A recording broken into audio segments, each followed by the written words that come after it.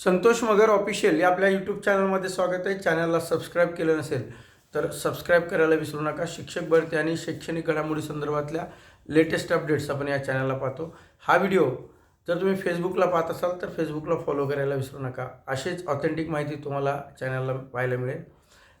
शिक्षक भरती आणि जिल्हा बदली या दोन गोष्टी लवकरच सुरू होतील या अपेक्षेने अनेक उमेदवार आणि शिक्षक त्या ठिकाणी ते वाट बघत आहे. परंतु यामध्ये एक अडथळा आलेला आपल्याला दिसतोय. आता जर सुप्रीम कोर्टामध्ये या याचिकेमुळं जर समायोजन थांबलं तर याचा परिणाम हा फक्त शिक्षक भरतीवरच होणार नाही तर जिल्हा बदलीवर सुद्धा त्या ठिकाणी होणार आहे. त्यामुळं काय नेमकं प्रकरण आहे या व्हिडिओच्या माध्यमातून आपण पाहणार आहोत.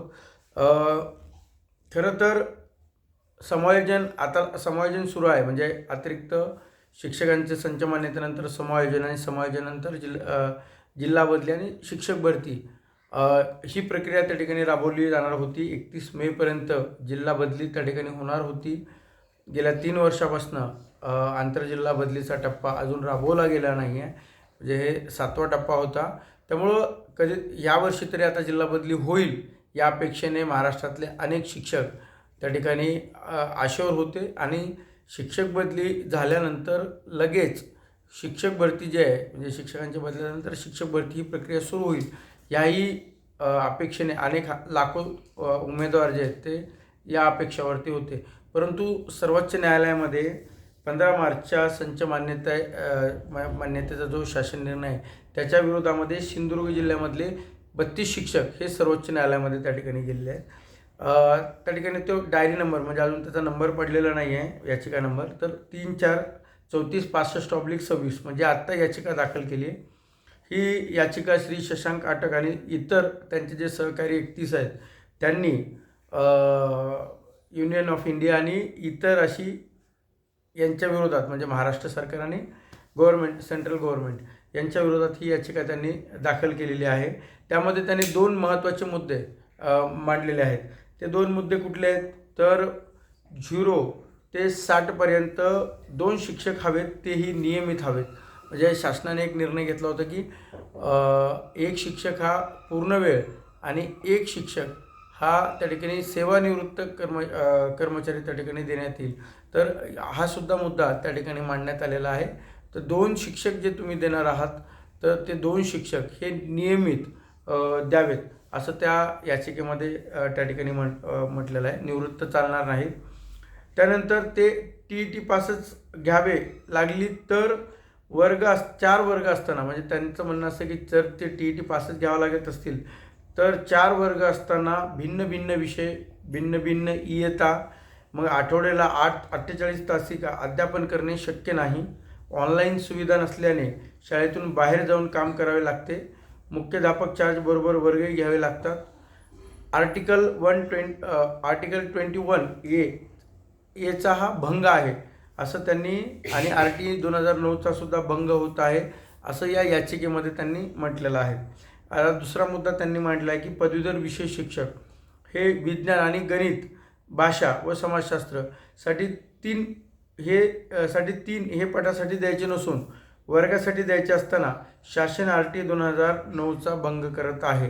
म्हणजे आता विषय शिक्षक जे आहेत ना, काय होतं की तुम्ही बघितलं असेल एखाद्या शाळेवरती विषय शिक्षक नेमताना जरी एक पदवीधर शिक्षक नेमला म्हणजे विज्ञानचा नेमला तर भाषा विषयाचा त्या ठिकाणी नसतो किंवा गणिताचा त्या ठिकाणी नसतो. म्हणजे एक विज्ञानचा जर दिलेला असेल तर त्याने गणितही शिकवायचं आणि इतर विषयसुद्धा शिकवायचं असं राज्य सरकारनं किंवा अशा नियुक्त्या आपण झालेल्या बघितलेल्या आहेत. मग त्यांचं म्हणणं आहे की हा RTचा भंग आहे. कारण जर एखादा विषय शिक्षक तुम्ही घेत असाल तर तो विज्ञान गणितचा असेल तर तोच विषय शिकवणार, तो मराठी किंवा भाषा विषय शिकवणार नाही. तर असं जर तो एकच करत असेल तर तो RTचा भंग आहे असाही त्या ठिकाणी तो मुद्दा मांडलेला आहे. त्यानंतर एकच शिक्षक एकत्रित 2-3 वर्ग अध्यापन करतो. कारण शिक्षक संख्येनुसार वर्ग खोल्या उपलब्ध करून देण्याचा शासनाचं धोरण आहे. भिन्न विषय, भिन्न वर्ग तसेच विषयाचे सखोल ज्ञान असणारे पदवीधर अतिरिक्त ठरवणे या विरोधातील ही याचिका आज म्हणजे 12 तारखेला त्यांनी ती 12 फेब्रुवारी 2026 रोजी माननीय न्यायमूर्ती पमी दिगंतम श्री नरसिंह आणि न्यायमूर्ती आलोक आराध्य यांच्यासमोर सुनावणीसाठी आली होती. याचिकेतील विद्यार्थ्यांच्या शिक्षणाच्या मूलभूत हक्काचे होणारे हनन व संविधानातील 21A चा भंग होऊ नये म्हणून न्यायाधीशाने राज्य सरकारला नोटीस बजावून सदर प्रकरणी सुनावणी इतर समान प्रकरणाबरोबर लावलेली आहे.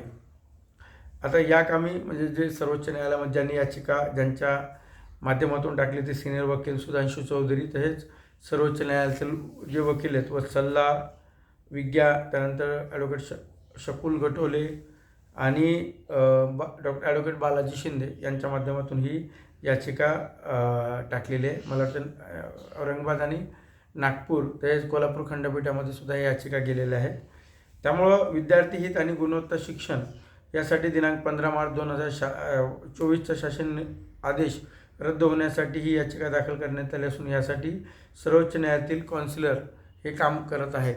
मग आता काय झालं आहे, या याचिकेमध्ये जे मुद्दे मांडलेले आहेत ते मुद्दे शिक्षक भरतीच्या दृष्टीने सुद्धा महत्त्वाचे आहेत. का महत्त्वाचे आहेत? जर एकच पदवीधर शिक्षक त्या ठिकाणी जर देत असाल तर मग भाषाविषयी शिकवायचे कोणी, हाही मुद्दा त्या ठिकाणी मांडला आहे.